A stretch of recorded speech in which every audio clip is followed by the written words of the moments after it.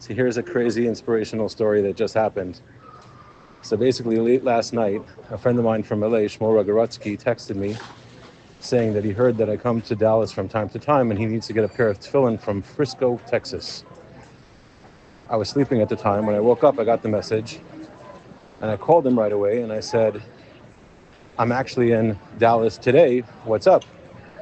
He says, long story short, my tefillin were stolen right before my bar mitzvah 28 years ago from the back of his house. It was in a backpack in his car in the back of their house. And overnight, it was gone. When we woke up in the morning, he was obviously devastated. And he said that he was searching high and low, rummaging through trash down Fairfax and Melrose, couldn't find it.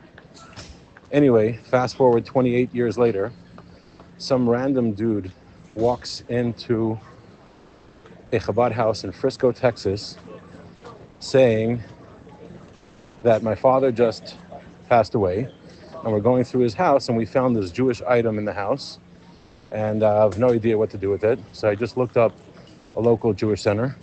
I figured you guys can use it, and here's a pair of tefillin that we found. So the shliach realizes that it's obviously a Lubavitcher because it's the good old-fashioned velvet bags with, in the see-through plastic with a chitas, both Rashi and Rabbeinu Tam. So he knew it was a Lubavitcher, but he had no idea who it was. Anyway, this guy is telling him that his father was a cab driver in LA 30 years ago, 28 years ago. And it seems like he probably found it in the back of his car, and he had no idea what to do with it, and it was in his house. And now that we're going through the house, I figured you guys can use it, so here it is.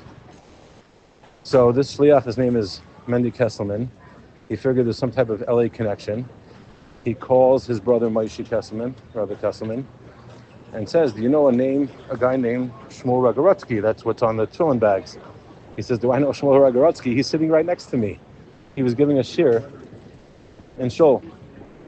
So he asked Shmuel Ragorotsky, do you have a pair of tefillin with your name on it? He says, my tefillin were stolen 28 years ago, right before my bar mitzvah. They're mine. How it got to Texas, who knows? Maybe we'll never know. But in any case, I called Rabbi Kesselman. I said, I'm in Texas today. It'll be my schus to pick it up. And he lives far, so we made up that we're going to meet halfway. I picked it up, and I have it with me, and I'm bringing it back to Shmuel Ragorotsky, the rightful owner, tonight.